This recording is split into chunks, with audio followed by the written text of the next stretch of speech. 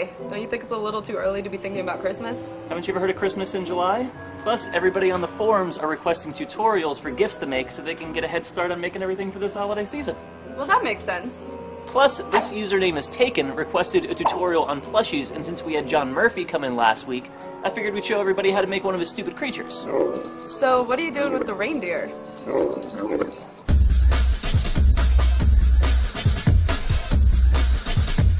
My name is John Murphy, and I am with StupidCreatures.com. Today I'm going to show you how to make a quick and easy stupid creature using an old pair of jeans and any old kind of accent fabric you have lying around. DIY for life. The first thing I'm going to do is sever this leg entirely off. Flop that leg wrong side out and separate it into two separate panels by cutting very, very close to the seams. My first step is going to be making a dart for the bottom so he'll poke out a little bit. I'm just going to fold up like 4 inches like that and then just snip off a good inch chunk or so. Because the sides are different, the creature might look lopsided, but that's really kind of what we're going for. I do want to make certain things universal, like how far up from the bottom the dart is for his butt and how big those darts are. I've got my darts cut, so I'm going to fold my dart over so that side matches side. I'm going to pin once at the corner. I'm going to do that to the second side as well. I'm just using the edge of the foot for seam allowance, which is roughly 1/4 inch. What we're left with is essentially your monster's booty. The next thing I'm going to do is take the other end of my fabric, the other raw edge, and fold it over.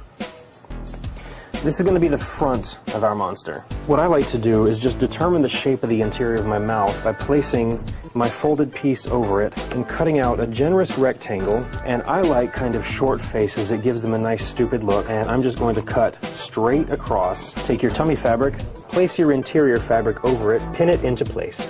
I'm going to run a straight seam along these edges, binding them together for always. We have the tummy fabric with the right side facing up. Here we have the face fabric. I'm going to take this edge and bind it to that one.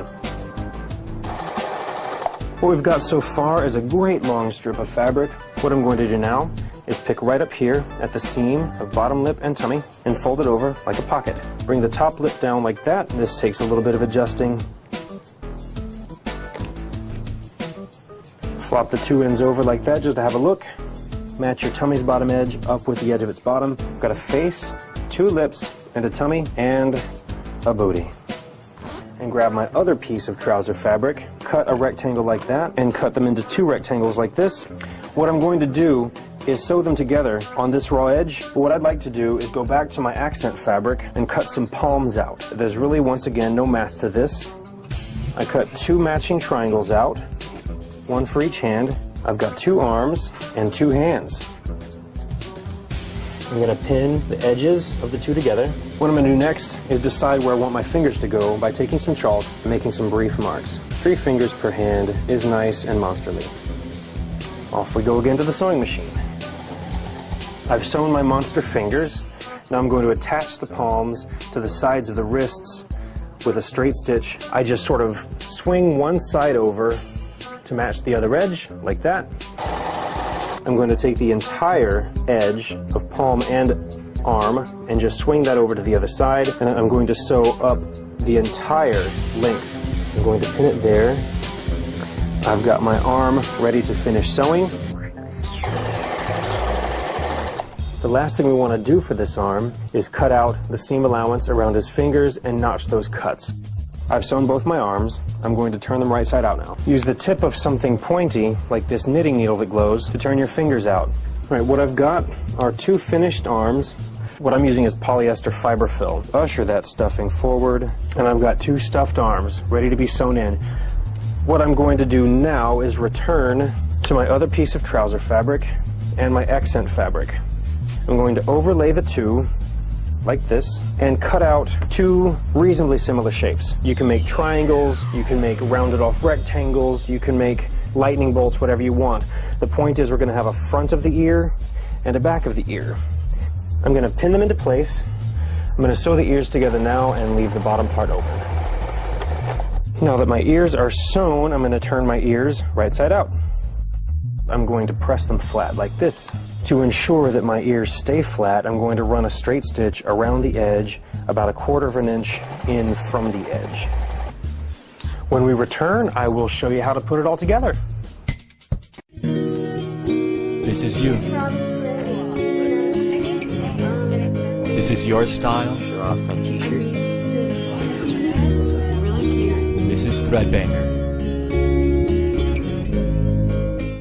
The last part we're going to make is the legs. I'm going to go back to the piece of trouser fabric I have. I'm going to fold it in half like this, cut free-handed some foot-like shape with a toe and a leg. Flip my leg right sides touching, sew a straight stitch this way and this way, leaving this bit open for turning and stuffing. And there I have a sewn up foot. I'm going to do the very same to the other one. There we are, my second leg. Now I'm turning them right side out. Here we have 2 little feet. We've got all of our parts cut. We've got our ears made. We've got our arms and our legs stuffed. I'm going to put a tablespoon of buckwheat groats down inside the ends of the ears. And there you go, a nice floppy, weighted ear. The next thing I'm going to do is pin my lips together, flop the body wrong side out, match this edge to this edge. I'm going to go ahead and insert my ears. If you can see the lips, that's the front of my face. Tuck that in there, color side down, essentially. Get it right next to the fold at the top of his head, pin it into place. Same thing with the arm, with the palm facing down. I'm going to shove that in where I think the arms ought to go. There we are. I'm going to run a straight stitch up the entire side. Here's my straight stitch up the side, my arm, and my ear. It's going to be a little bit awkward because there's an arm already inside and an ear already inside. We're going to have to sort of tuck those away for a bit. It's best to align your edges by first aligning the bottom with the bottom. And I'm going to try to line this other arm up sort of with the other one. I've definitely pinned very securely the edge and all my attachments, ear, arm, and bottom. Now the age-old question, where to attach the legs? We're just going to take our thumbs, pull evenly out like that. I'm going to insert my leg toe side up, or toe pointing away from the butt, which is there. I will pin that down. I will now do the same with the other leg. Our legs are secure where they're going to be stitched. I'm going to run a straight stitch from the edge to maybe here and stop. Then I'm going to run another stitch from here to there, maybe stop. I want to leave a good 3-inch opening for turning and stuffing. I'm going to very, very carefully turn this monster out. We need to put his eyes on now. I like to use child-safe doll eyes. I'm going to snip a tiny, tiny, tiny hole right about where I want my eye. I insert my eye through all the holes. The shaft comes through. The backing slides down it. Here we are. He is fully composed, ready to be filled. So you can make these as packed, as firm, or as loose as you want. There we are. It's time to sew up the stuffing hole. Easy, simple monster made from a pants leg. I think we'll call this fellow Oscar. Thanks so much for making some Stupid Creatures with me. You can check out more of my work at stupidcreatures.com or visit my store at stupidcreatures.etsy.com. Thanks so much. A big thanks to John for coming by the studio and hooking it up with the tutorial. Now remember, if you have any cool ideas for some DIY gifts this season, leave them in the comments below. Or send us in a video showing us what you've made. And since you're already thinking